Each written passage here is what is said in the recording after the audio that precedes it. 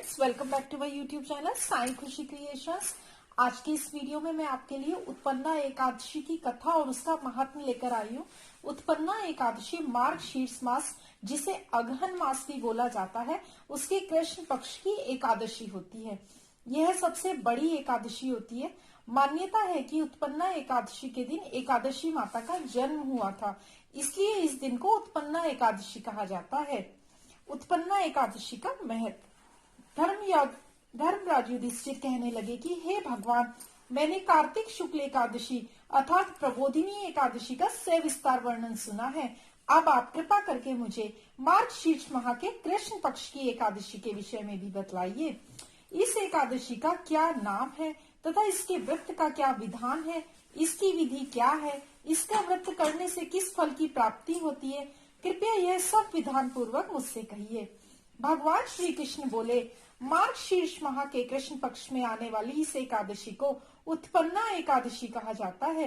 यह व्रत शंखोद्वार तीर्थ में स्नान करके भगवान के दर्शन करने से जो फल प्राप्त होता है, उसके बराबर पुण्य देता है। व्रत करने वाले भक्त को चोर, पाखंडी, परिस्त्रीगामी, निंदक, मिथ्याभाषी तथा किसी भी प्रकार के पापी से बात नहीं करनी चाहिए। इसका महत्व मैं तुमसे कहता हूँ, ध्यान पूर्वक सुनो। उत्पन्ना एकादशी की व्रत कथा।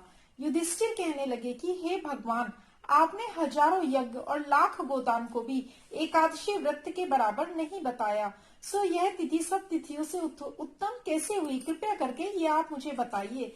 भगवान कहने लगे, हे युधिष्ठिर, सतयुग में मूल नाम का दैत्य उत्पन्न हुआ। वह बड़ा बलवान और भयानक था। उस प्रचंड दैत्य ने इंद्र, आदित्य, वसु, वायु, अग्नि आदि सभी देवताओं को पराजित करके भगा दिया। तब इंद्र सहित सभी देवताओं ने भयभीत होकर भगवान शिव से सारा वृत्तांत कहा और बोले, हे कैलाशपति, मूर दैत्य से भयभीत होकर सब देवता मृत्यु लोक में फिर रहे हैं। तब भगवान शिव ने कहा, हे देवताओं, तीनों लोकों के स्वामी, भक्तों के दुखों का नाश करने वाले भगवान विष्णु की शरण में जाइए, वे ही तुम्हारे दुखों को दूर कर सकते हैं। शिव जी के ऐसे वचन सुनकर सभी देवता क्षीर सागर में पहुंचे। वहां भगवान को शयन करते देख हाथ जोड़कर उनकी स्तुति करने लगे। हे देवताओं द्वारा स्तुति करने योग्य प्रभु, आपको बारंबार नमस्कार है। देवताओं की रक्षा करने वाले मधुसूदन, आपको नमस्कार है।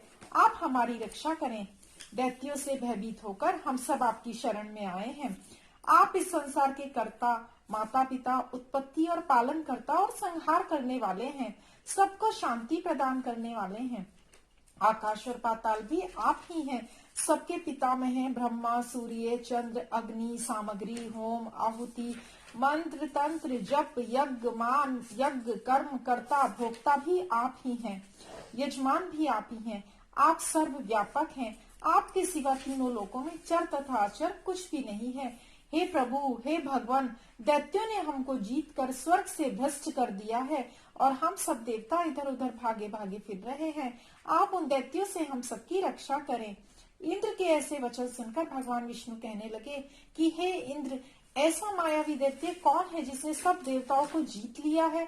उसका नाम क्या है? उसने कितना बल है और उसके आश्रय और किसके आश्रय में है तथा उसका स्थान कहाँ है? यह सब मुझसे कहो। भगवान के ऐसे वचन सुनकर इंद्र बोले, भगवान, प्राचीन समय में एक नाड़ी जंग नामक राक्षस था। उसके महापराक्रमी और लोक विख्यात मूल नाम का एक पुत्र हुआ। उसकी चंद्रावती नाम की नगरी है। उसी ने सब देवताओं को स्वर्ग से निकालकर वहां अपना अधिकार जमा लिया है। उसने इंद्र, अग्नि, वरुण, यम, वायु, ईश, चंद्रमा, नैत्रत्य आदि सब स्थान पर अधिकार कर लिया है। सूर्य बनकर स्वयं ही प्रकाश करता है, स्वयं ही मेघ बन बैठा है और सबसे अजय है। हे असुर निकंदन, उस दुष्ट को मारकर देवताओं को अजय बनाइए। यह सुनकर भगवान विष्णु ने कहा, हे देवताओं, मैं शीघ्र ही उसका संहार करूंगा। तुम चंद्रावती नगरी जाओ। इस प्रकार कहकर भगवान सहित सभी देवताओं ने चंद्रावती नगरी की ओर प्रस्थान किया। उस समय दैत्यमूर सेना सहित युद्ध भूमि में गरज रहा था। उसकी भयानक गर्जना सुनकर सभी देवता भय के मारे चारों दिशाओं में भागने लगे।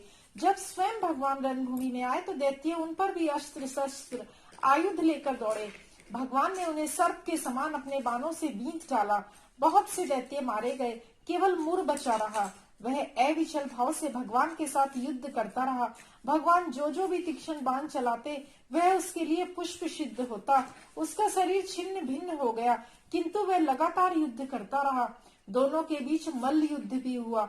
10,000 वर्षों तक उनका युद्ध चलता रहा, किंतु मुड़ नहीं हारा। थककर भगवान बद्रिकाश्रम चले गए। वहां हेमवती नामक सुंदर गुफा थी। उसमें विश्राम करने के लिए भगवान उसके अंदर प्रवेश कर गए। यह गुफा 12 योजन लंबी थी। उसका एक ही द्वार था। भगवान विष्णु वहां योग निद्रा की गोद में सो गए। मुर्गी पीछे पीछे आ गया और भगवान को सोया देखकर मारने को उद्यत हुआ। तभी भगवान के शरीर से उज्जवल कांति में रूप वाली देवी प्रकट हुई। देवी ने राक्षस मुर को ललकारा, युद्ध किया और उसे तत्काल मौत के घाट उतार दिया। श्री हरि जब योग की निद्रा से उठे तो सब बातों को जानकर उस देवी से कहा, आपका जन्म एकादशी के दिन हुआ है, अतः आप उत्पन्ना एकादशी के नाम से पूजित होंगी। आपके भक्त वही होंगे जो मेरे भक्त हैं। तो यही थी उत्पन्ना एकादशी की कथा।